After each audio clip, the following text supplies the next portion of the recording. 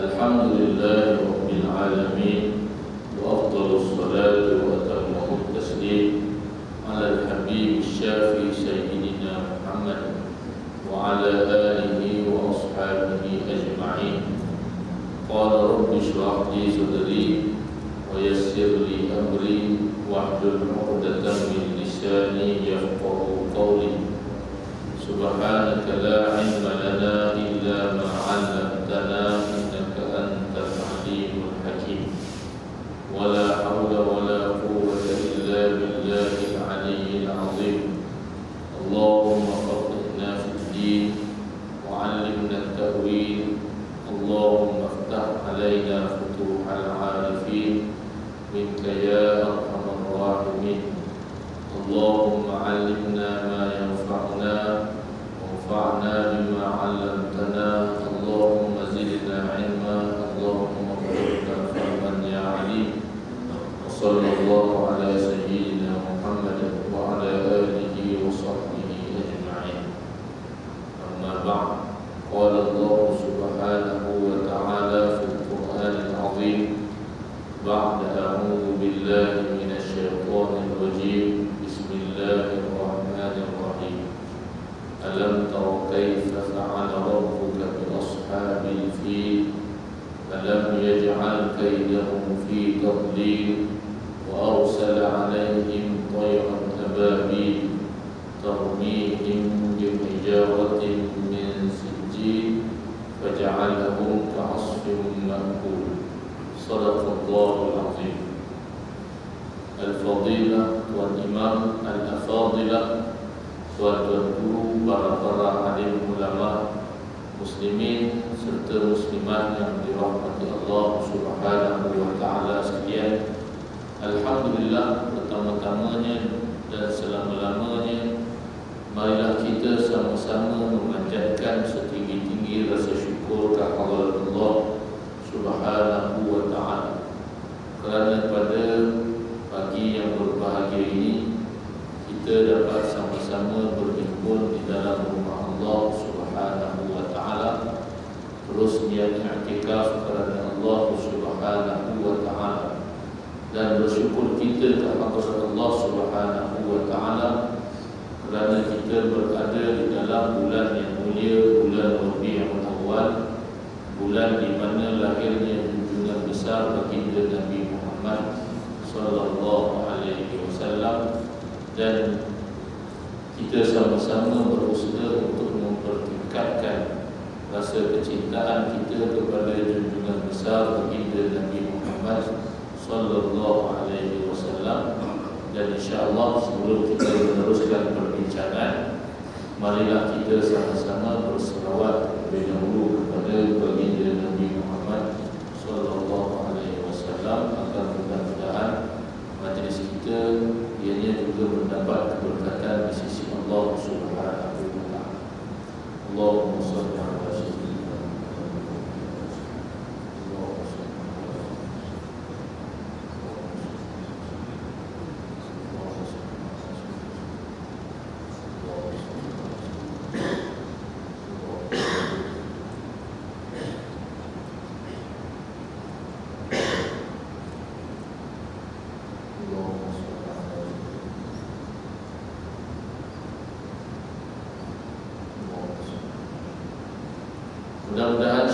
Mudah-mudahan Allah Subhanahu wa taala menurunkan kepada kita semua syafaat baginda Nabi Muhammad sallallahu alaihi wasallam berkat kita berselawat kepada baginda Nabi sallallahu alaihi wasallam. Menyambung daripada tajuk kuliah yang lalu, iaitulah masih lagi dalam perbincangan orang-orang Sabah daripada negara Yaman. Kita telah bincangkan tuan-tuan, iaitulah berkenaan tentang Ashabul Ukhdud yang ianya disebutkan di dalam Al-Quran Al-Karim surah Al-Buruj, peristiwa pembunuhan secara beramai-ramai oleh seorang raja yang bernama Yusuf Zunwas. Dia telah menggali beberapa parit, bahkan dinyalakan parit di dalam parit tersebut api-api untuk dicampakkan orang-orang yang beriman kepada Allah Subhanahu wa taala ke Subhanahu wa taala Anda menyebutkan di dalam surah Al-Buruj bermula daripada ayat yang keempat, qutila ashabul ukhdud, celakalah, binasalah bagi pembesar-pembesar Najran yang mana ianya telah menggali padu. Dan dikatakan mereka-mereka yang mati, yang telah dicampakkan ke dalam parit tersebut, sekitar bilangannya 20,000 hingga ke 30,000 orang. Bilangannya tuan-tuan yang dikira sebagai bilangan yang sangat ramai. Ramailah yang telah mati, dan matinya mereka ini adalah semata-mata di jalan Allah Subhanahu wa taala. Kerana mereka telah beriman kepada Allah Subhanahu wa taala. Dan dikatakan bahawa sebenarnya ada seorang daripada kalangan 20,000 hingga 30,000 ini, ada seorang yang bernama Daud Zu Sa'labah. Dia telah terselamat daripada peristiwa pembunuhan secara beramai-ramai. Daud Zu Sa'labah, dia telah berjaya melarikan diri dan dia terus pergi buat aduan kepada Raja Rom. Raja Rom terus dia memutuskan surat kepada Raja Habsyah yang ia dikenali pada ketika itu dengan nama Najashi. Raja Najashi kemudiannya tuan-tuan telah memutuskan 70,000 bala tentera yang diketuai oleh seorang raja yang bernama Arya untuk masuk ke dalam negara Yaman dan menjajah Yaman buat kali yang keduanya. Setelah mereka pernah pada sebelum itu menjajah Yaman pada tahun 340 Masihi, akan tetapi dihalau balik setelah mana orang-orang Yaman bersatu padu, iaitulah pada tahun 378 Masihi dan pada tahun 451 Masihi berlaku di Yaman ini yang dinamakan sebagai Sail al-Arim ataupun banjir besar, sehingga empangan Ma'arib akhirnya runtuh dan menyebabkan banjir yang dahsyat berlaku di negara Yaman pada tahun 451 Masihi. Allah Subhanahu wa taala menyebutkan peristiwa ini dalam surah Sabah bermula ayat 15, 16, 17 yang dikenali sebagai Sail al-Arim.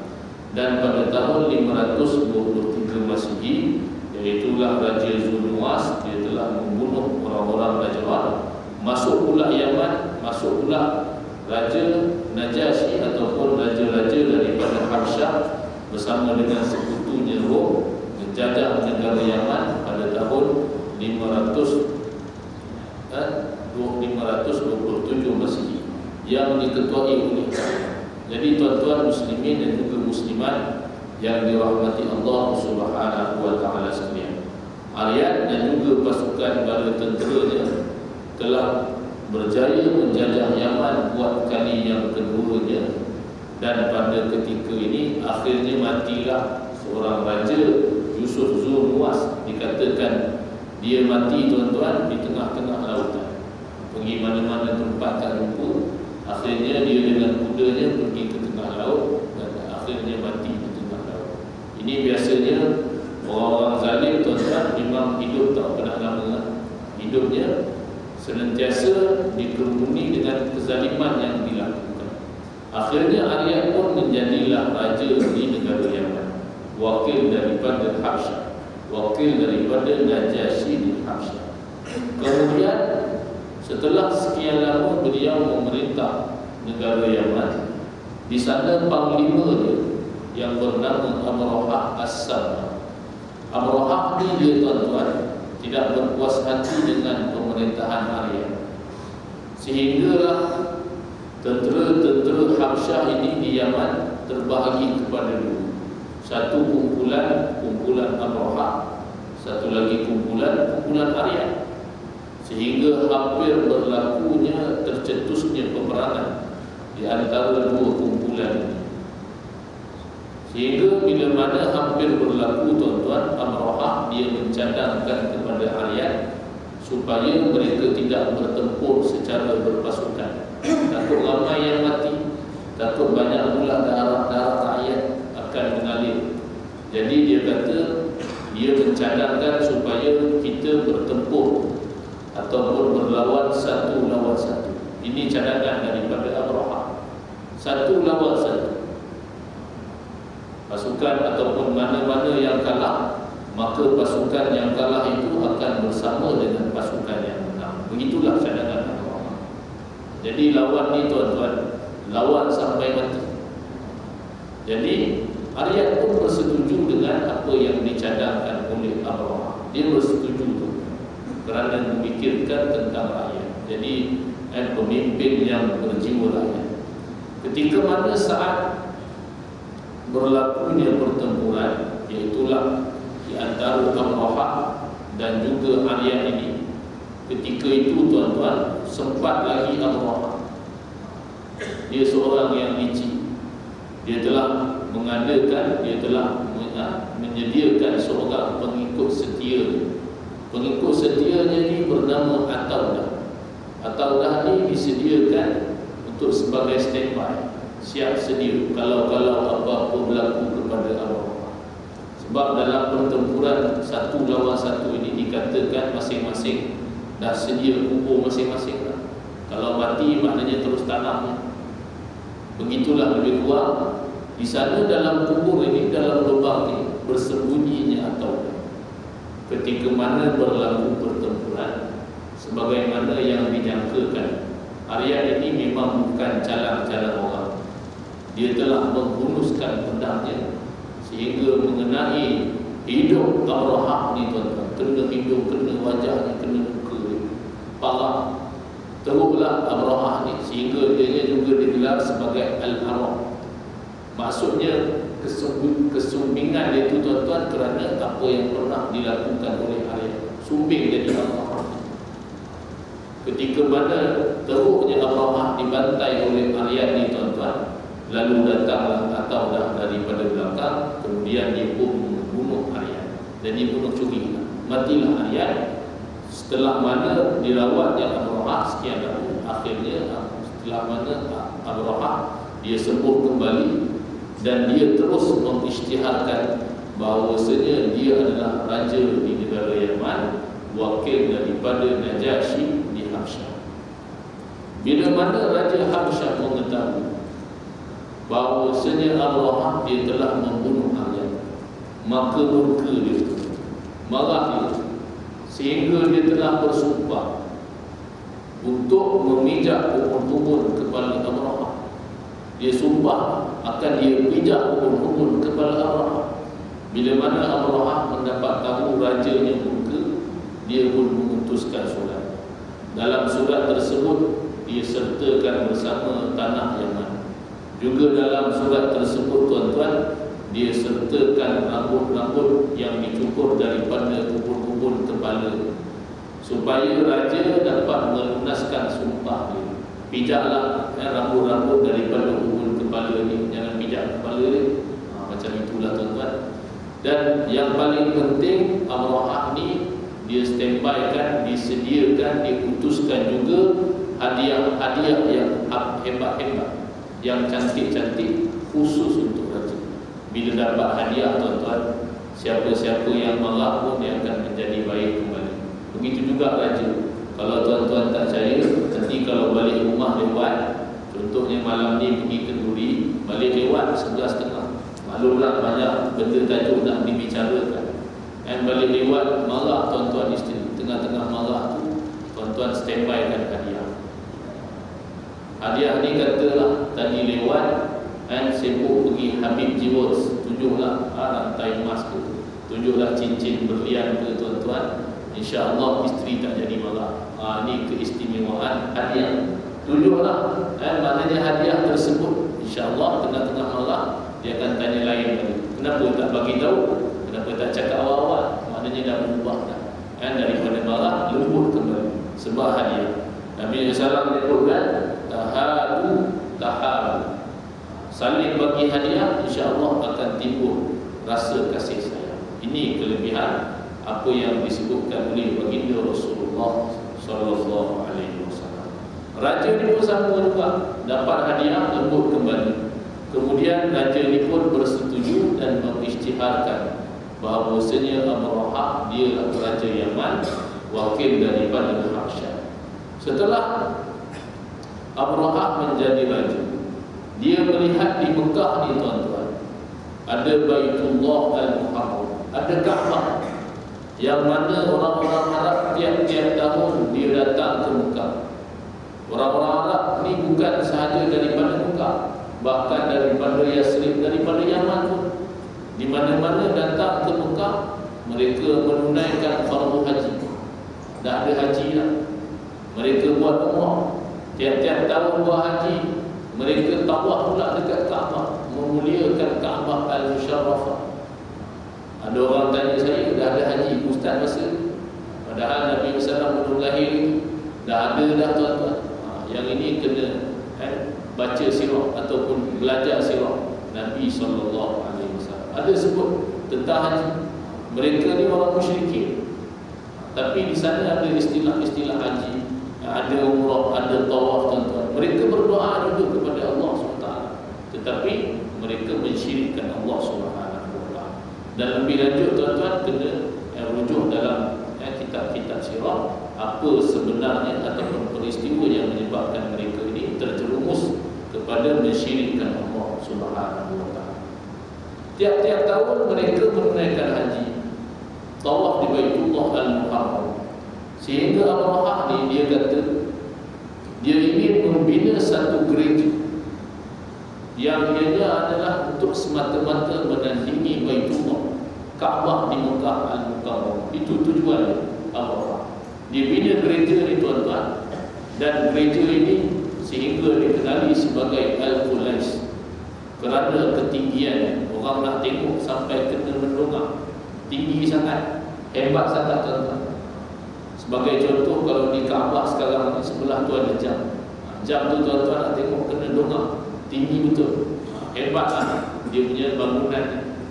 Dia bina tu tuan-tuan semata-mata untuk menandingi Kaabah Al-Musharrafah, dan supaya orang-orang Arab termasuk orang di Mekah tak payah dah buat haji ke Mekah, tak payah dah tawaf di Kaabah Al-Musharrafah, datang ke Yaman, di Sana'a sana, dan menggantikan apa yang ada di Mekah. Itu tujuan dia tuan-tuan, untuk menandingi Kaabah. Dan orang-orang Arab ini, manakala mereka mampu untuk menerima apa yang dilakukan oleh Abrahah, mereka langsung tidak suka, bahkan mereka murka apa yang telah dilakukan oleh Abrahah, kerana mereka sangat mengetahui Baitullah, Kaabah ini rumah Allah Subhanahu wa taala, Baitullah Al-Muharram, dan binaan Nabi Allah Ibrahim alaihi salam. Bukan boleh main tukar-tukar, bukan boleh senang-senang saja tukar-tukar tuan-tuan. Sebagai contoh, kita ada ibu kita tuan-tuan, boleh tak kalau orang nak minta tukar ibu kita kepada wanita yang cantik sikit? Ibu kita contohnya umur 60-an, minta ibu yang muda sikit lah, yang lawa sikit tukar. Tukarlah kepada Maya Karim ke, tukarlah kepada mana-mana lah, artis-artis yang lawa-lawa sikit. Ayah tanya kepada anak, boleh tak tukar? Kalau ayah nak tukar. Tapi kalau anak tu, ibu dia yang itulah ibu dia, mana boleh tukar-tukar. Ayah dia yang itulah ayah dia, mana boleh tukar-tukar tuan-tuan. Bagi yang cantik mana, ibu dia yang dianggap yang paling cantik. Oleh kerana itu, begitulah demikian orang-orang Arab langsung tidak dia bersetuju untuk menukarkan Kaabah daripada di Mekah yang sebenar-benarnya untuk pergi ke Sana'a di Yaman. Dan akhirnya salah seorang daripada penduduk Mekah yang bernama Al-Kinan, dia datang daripada Mekah, dia pergi ke Sana'a Yaman, pergi melawat ataupun pergi menziarahi gereja Abrahah. Ingatkan datang nak ziarah, nak pergilah untuk tawaf ke apa. Tahu-tahu dia masuk tuan-tuan, kemudian dia buang najis di dalam gereja Abrahah. Dia buang najis, dalam bahasa yang jelasnya dia beraklah dalam gereja Abrahah.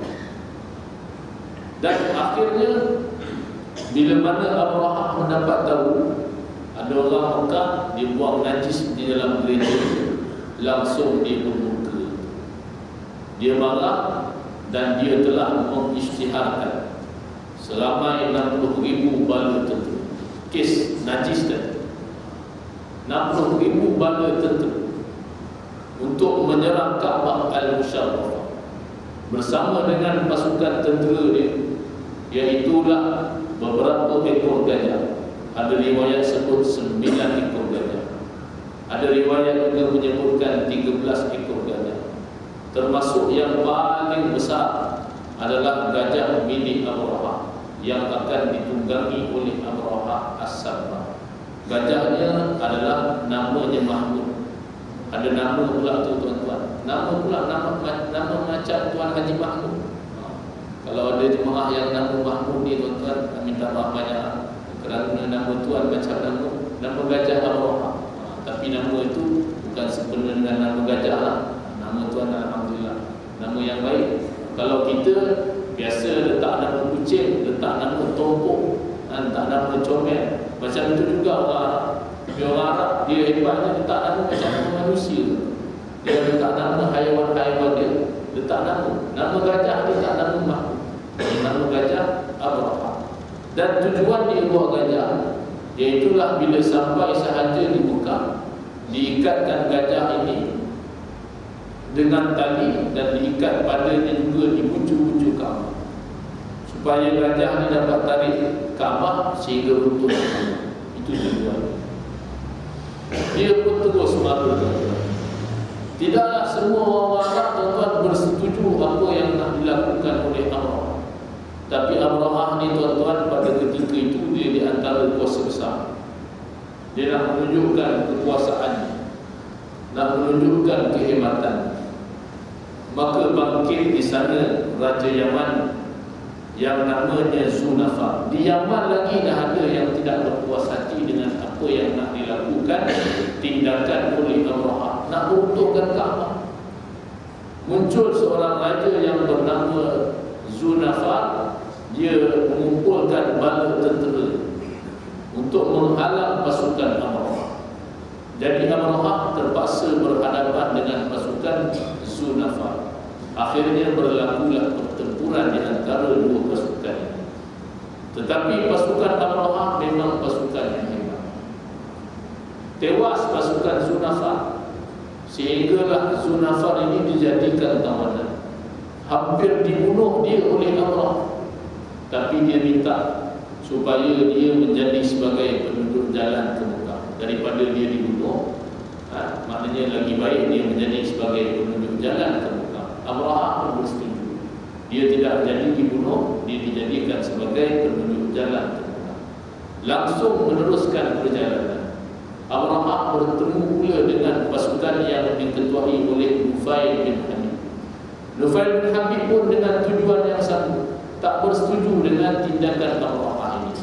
Dia cuba dengan pasukan bala tenteranya untuk menyekat pasukan Abrahah daripada terus mara ke Mekah. Berlakulah pertempuran.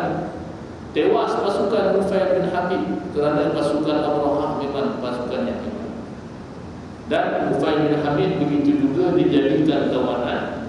Hampir dia dibunuh oleh Abrahah, tapi tak jadi dibunuh sebab Nufail bin Habib juga telah menawarkan diri dia menjadi penunjuk jalan ke Mekah. Jadi pasukan Abrahah dia telah menewaskan dua pasukan.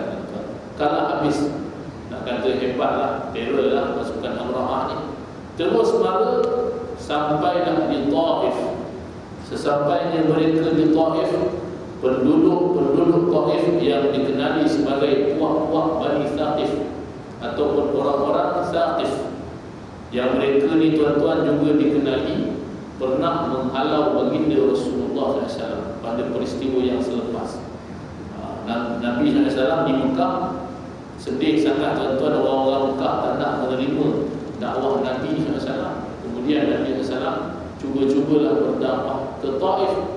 Lalu orang Taif ni jangan kata mereka ni nak menerima dakwah Nabi SAW, bahkan mereka menghalang dan juga menyakiti tubuh badan baginda Nabi SAW, sehingga bercucuran darah daripada kepala Nabi SAW, daripada tubuh baginda Nabi SAW memenuhi di kaki baginda Rasulullah SAW.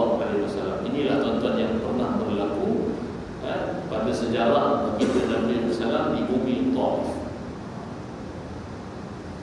Puak-puak Bani Saqif mereka pernah menghalau Nabi SAW sehingga dikenali tahun tersebut dengan tahun Amul Huzn ataupun tahun kesedihan. Jadi muslimin dan juga muslimat yang dirahmati Allah Subhanahu wa taala sekalian, puak-puak Bani Saqif mereka langsung tidak menghalang pasukan Abraha. Bahkan mereka memberikan laluan kepada Abraha untuk mereka lalu. Beri laluan pula tuan-tuan. Dan dikatakan kerana orang-orang puak-puak Thaqif ini tidak berani, sebab takut-takut Abraha ni akan mengapa-apakan rumah berhala dia. Sebab di Taif ini ada satu berhala yang besar. Di antara 3 berhala yang disembah oleh orang-orang musyrikin ni tuan-tuan, 3 berhala yang besar, antaranya berhala Lata, 2 lagi namanya Uzza, dan 1 lagi namanya Manat. 3-3 ni disebutkan di dalam surah An-Najm di dalam Al-Quran. Tuan-tuan boleh rujuk dalam surah An-Najm ada sebut tentang 3 berhala yang besar. Salah satunya berhala Lata yang ianya ditempatkan di Taif, di satu rumah berhala di Taif. Jadi orang-orang Arab biasa datang ke Taif semata-mata nak ziarah berhala Lata. Jadi sebagai sumber ekonomi kepada orang-orang Taif. Jadi dia takut Abraha ni nak mengapa-apakan berhala ni. Jadi dia bagi laluan kepada pasukan Abraha. Bahkan disebutkan juga mereka bukan sekadar memberi laluan, bahkan dia bagikan seorang utusan untuk menjadi sebagai penunjuk jalan ke Mekah. Pasukan Abraha terus maju. Sesampainya mereka di Al-Mihmas, Abraha telah memerintahkan pasukan bala tentera untuk supaya mereka beristirahat, berkhemah di situ.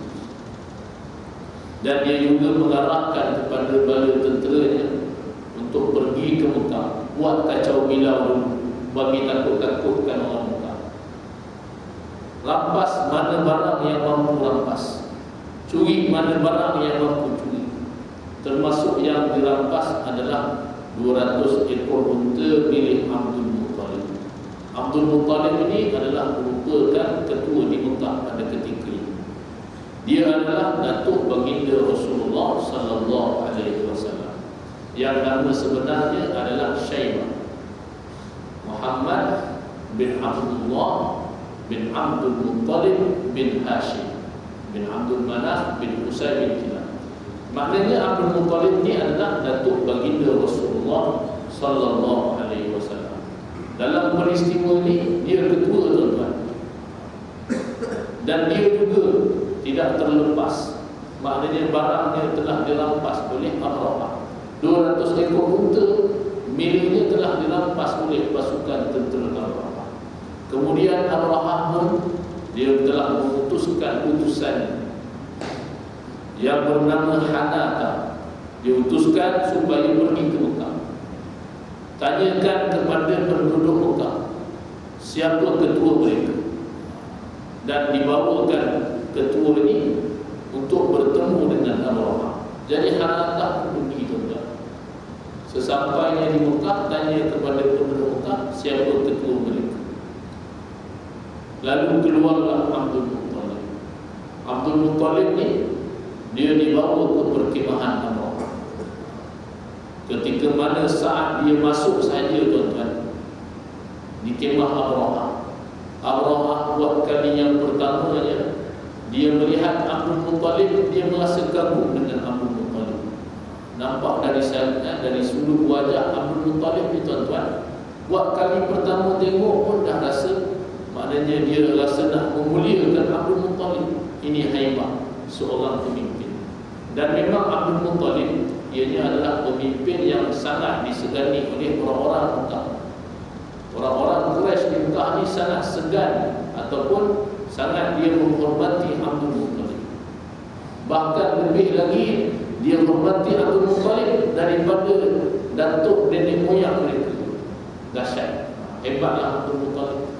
Dan orang yang macam Abdul Muttalib ni tuan-tuan, haibah yang dikenali sebagai haibah. Dia rasa dan nampak hebat dia.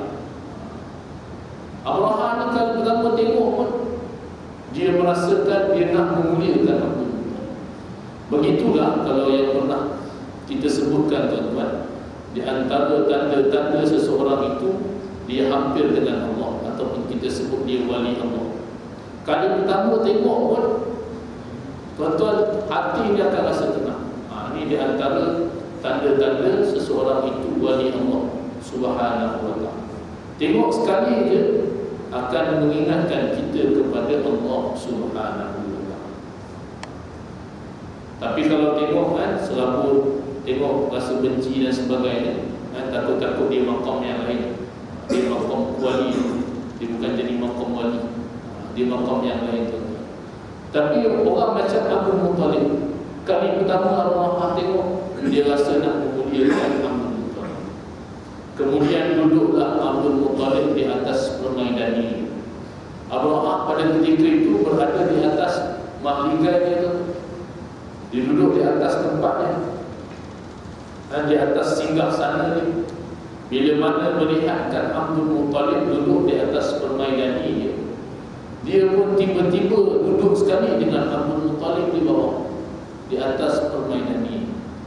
Kemudian dia pun bertanya kepada Abdul Muttalib, apa yang kamu mahu? Tanya dia kepada Abdul Muttalib melalui translate, melalui dia punya juru penterjemah. Apa yang kamu mahu? Tanya dia kepada Abdul Muttalib. Abdul Muttalib menjawab, aku mahu supaya 200 ekor unta dikembalikan. Abraha bila dengar saja Abdul Muttalib minta 200 ekor unta, dia langsung menjadi marah. Dia kata, yang tadinya aku merasa kagum kepada kamu, tadinya aku merasa kagum bila mana melihat kamu, kemudian kamu meminta kepada 200 ekor unta, padahal aku dan juga 60,000 bala tentera datang daripada Yaman, bukan dekat-dekat jauh ni tu, daripada Yaman, dengan tujuan untuk meruntuhkan Baitullah, tempat rumah ibadahmu yang dimuliakan oleh orang-orang Arab. Tiba-tiba kamu membicarakan tentang 200 ekor unta. Yang mana Abraha ingat Abdul Muttalib ni nak mintakan dia supaya jangan runtuhkan Kaabah. Itulah ingat Abdul Muttalib ni, dia nak minta, nak mohon, nak rayu kepada dia supaya jangan runtuhkan Kaabah. Tiba-tiba Abdul Muttalib cerita tentang 200 ekor unta. Apa jawab Abdul Muttalib? Abdul Muttalib kata, 200 ekor unta itu aku adalah pemiliknya. Manakala Kaabah Al-Musharrafah ada pemilik, ada tuan. Tuan dia akan memelihara dia daripada kamu. Abraha dengan bongkak berkata, tuannya sekali-kali tidak mampu untuk menghalang. Dia seolah-olah tuan-tuan telah mengisytiharkan perang dengan Allah Subhanahu wa ta'ala. Jadi jawab Abdul Muttalib itu, terserahlah di antara kamu dengan dia Allah Subhanahu wa ta'ala. Jadi Abdul Muttalib pun diserahkan kepadanya 200 ekor unta.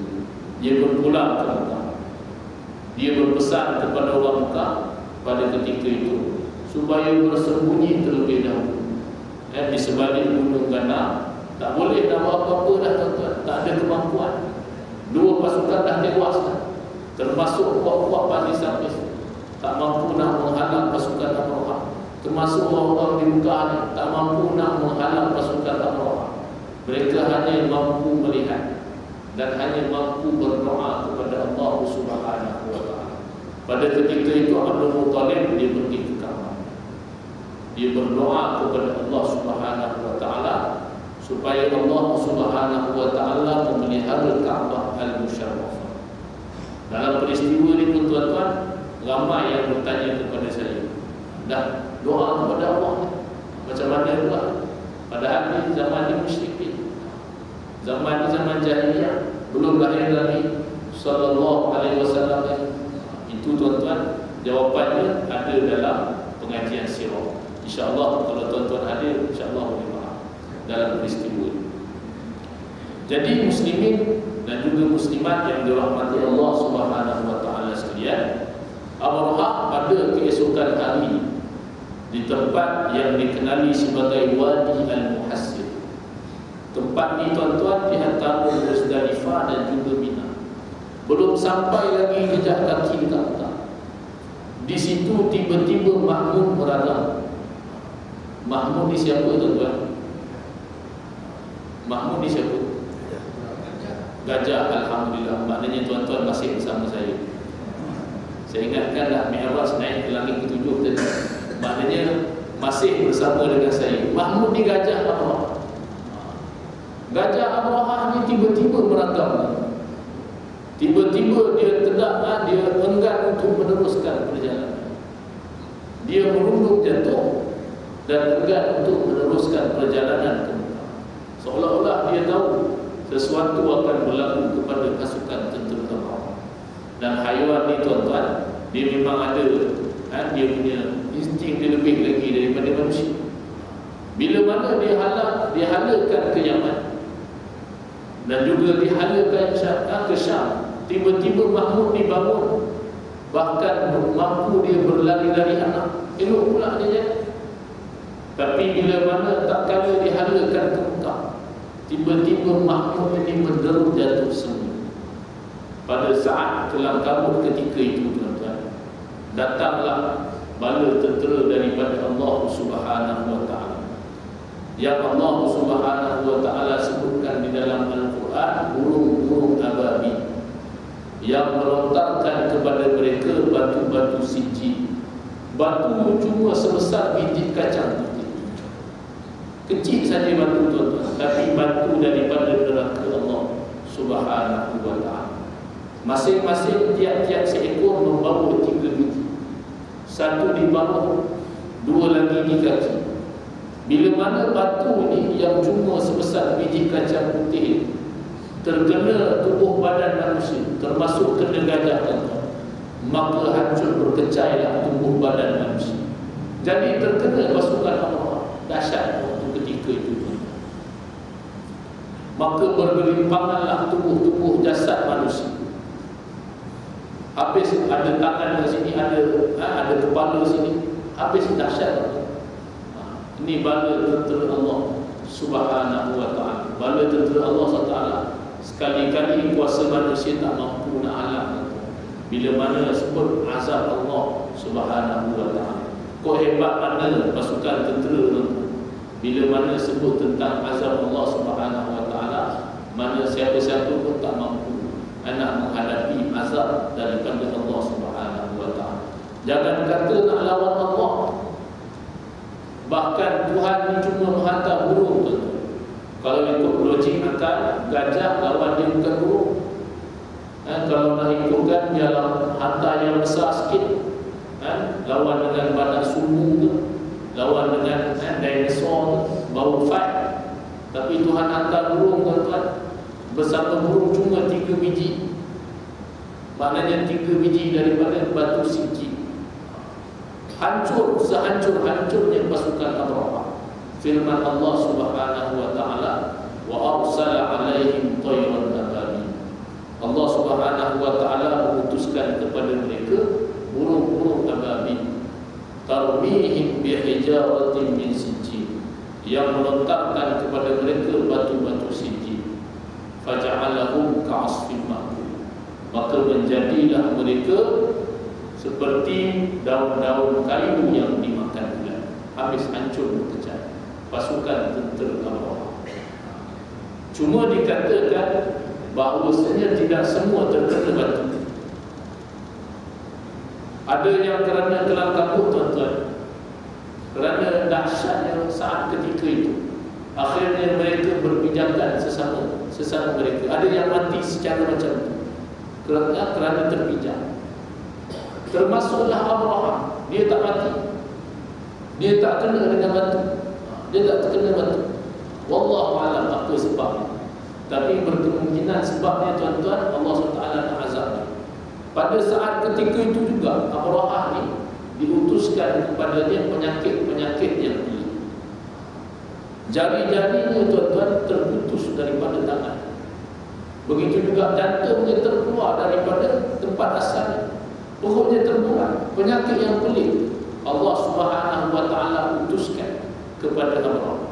Sebab kalau nak tengok ataupun kita lihat daripada segi azab tuan-tuan kepada orang yang sangat jahat macam Abraham, kalau kena batu mungkinlah Allah.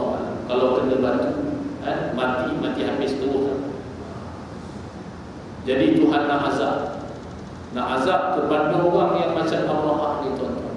Sebab kalau dia mati awal, maknanya cerita ni cepat sangat habis. Kalau tuan-tuan rujuk filem-filem Hindustan dan filem-filem Tamil tu, mana-mana filem lah, biasa orang yang jahat ni tuan-tuan, yang paling jahat dia tak mati awal.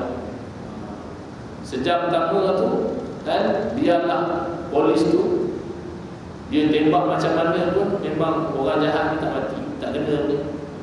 Sebab kalau dia mati, confirm cerita tu habis awal.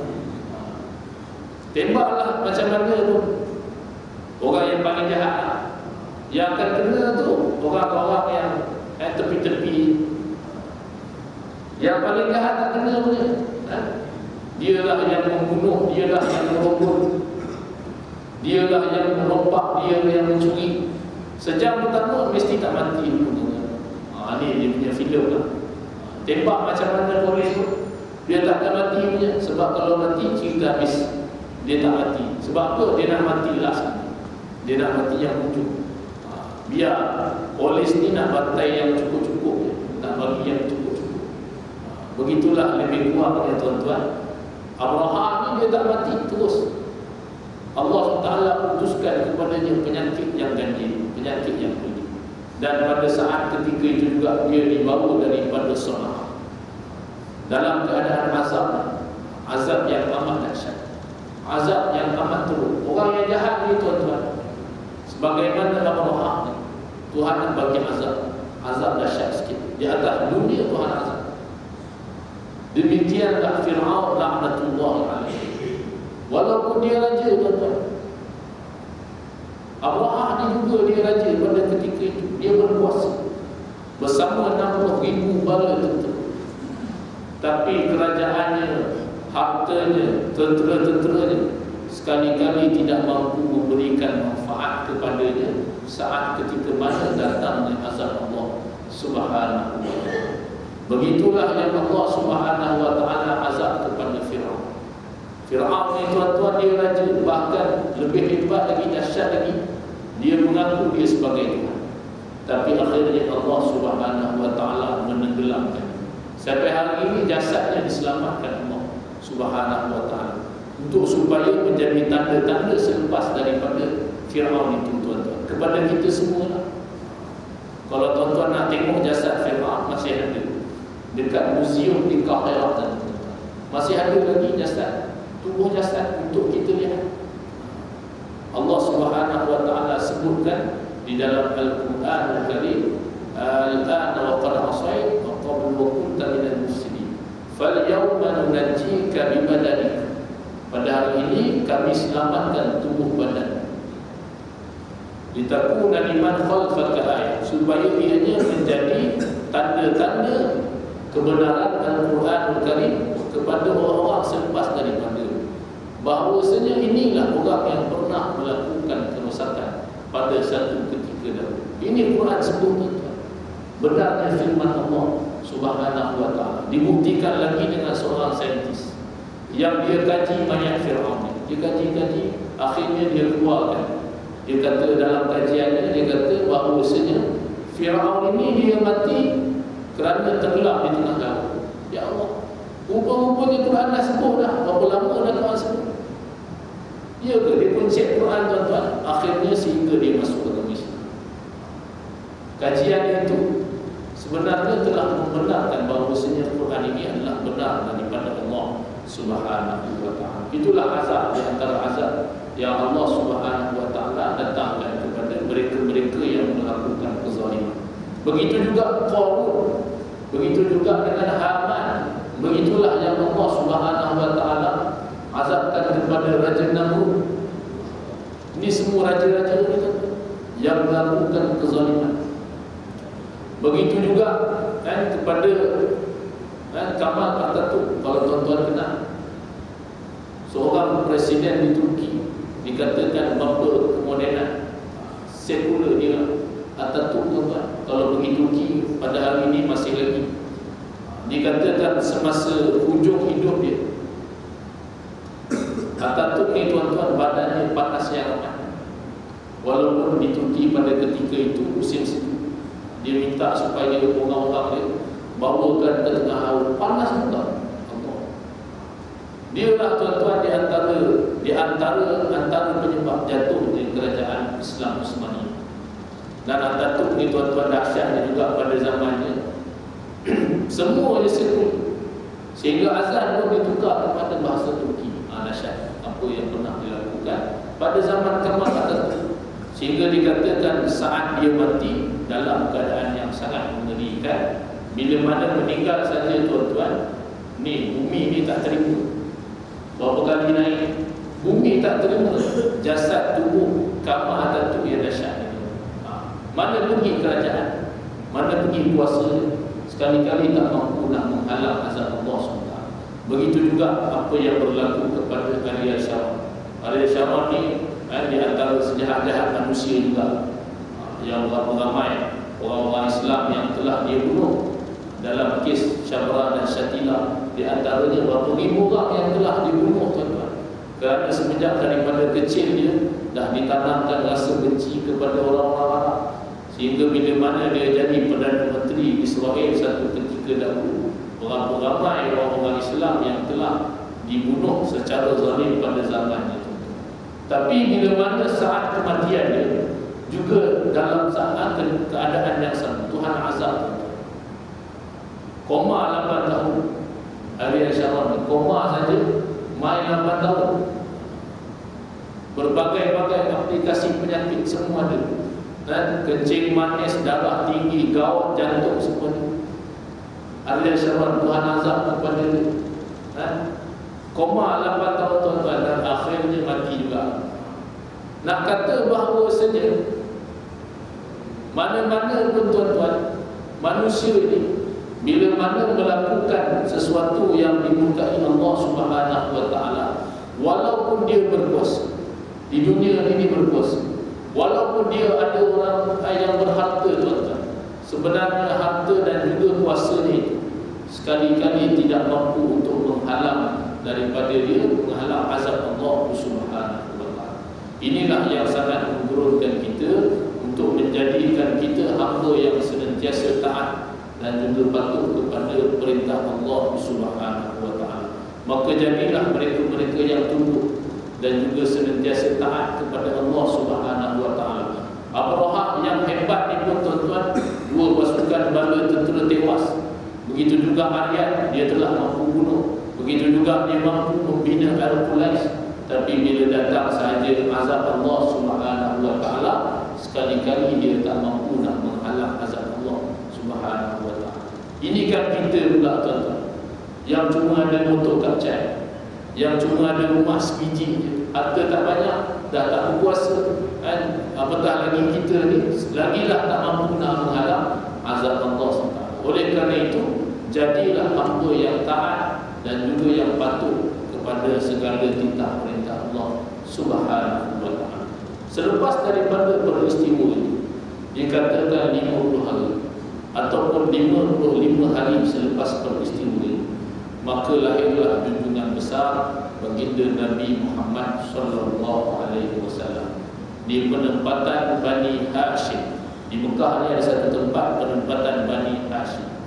Wallahu a'lam, mungkin tempat tu masih ada, tempat lahir Nabi sallallahu alaihi wasallam. Perpustakaan kalau tak silap saya tu sebelah Masjidil Haram, betul-betul dekat dengan Masjidil Haram, di penempatan Bani Hashim, bertepatan pada hari Isnin pada waktu pagi.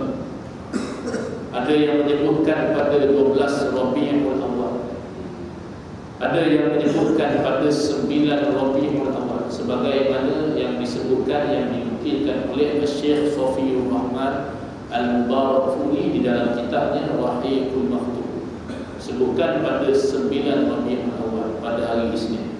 maka lahirlah baginda Rasulullah sallallahu alaihi wasallam, insan yang agung yang mana Allah Subhanahu wa taala menyebutkan di dalam Al-Quran Karim sebagai rahmat kepada sekalian alam.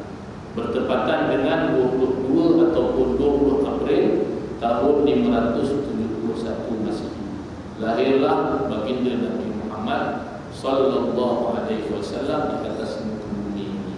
Ini tuan-tuan, apa yang Allah Subhanahu wa taala kurniakan rahmat di atas muka bumi. Ianya dikatakan pada awal tahun gajah. Disebutkan dalam tafsir Imam Ibn Katsir rahimahullah taala bahawasanya dalam peristiwa ini seolah-olah Allah Subhanahu wa taala menyebutkan kepada orang-orang musyrikin Mekah bahawasanya kami mendatangkan burung-burung ababil bukanlah kerana kamu ni orang-orang musyrik lebih mulia daripada orang-orang Kristian Najran, orang-orang daripada Yaman. Bukanlah sebab kamu lebih mulia, sebab mereka di Mekah ni tuan-tuan pada ketika ini musyrik, manakala Abrahah ni dia Kristian. Kalau nak ikutkan yang dekat dengan agama Islam pada ketika itu Kristian tu lah.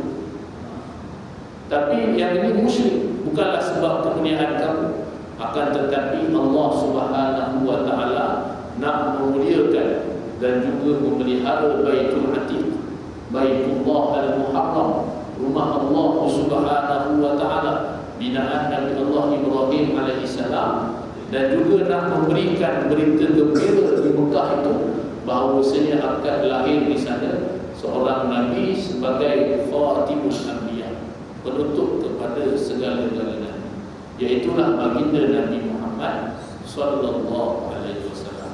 Maka lahirlah Nabi sallallahu alaihi wasallam disebutkan sebagai tahun pertama peristiwa tahun gajah. Wallahu subhanahu wa ta'ala. Jadi dalam peristiwa ini tuan-tuan, sama-sama kita mengambil iktibar untuk menjadi mereka yang makin tunduk dan patuh kepada Allah Subhanahu wa taala, dan yang keduanya banyakkanlah berselawat kepada baginda Rasulullah sallallahu alaihi wasallam agar mudah-mudahan selawat kita ini akan menjadikan hati kita ini semakin cinta dan kasih kepada baginda Rasulullah sallallahu alaihi wasallam. Kerana orang yang kasih kepada Nabi sallallahu alaihi wasallam dikategorikan sebagai orang-orang yang sempurna imannya di sisi Allah Subhanahu wa taala. Sabda Nabi SAW, la yu'minu ahadukum hatta akuna ahabba ilaihi min walidihi wa waladihi wan nasi ajma'in. Atau kama qala Rasulullah SAW, tidak sempurna iman seseorang daripada kamu sehingga aku lebih dicintai dan dikasihi lebih daripada kedua ibu bapanya, anak-anaknya, dan juga manusia seluruhnya. Allah Subhanahu wa ta'ala alam. Sekarang itu saja yang baik daripada Allah Subhanahu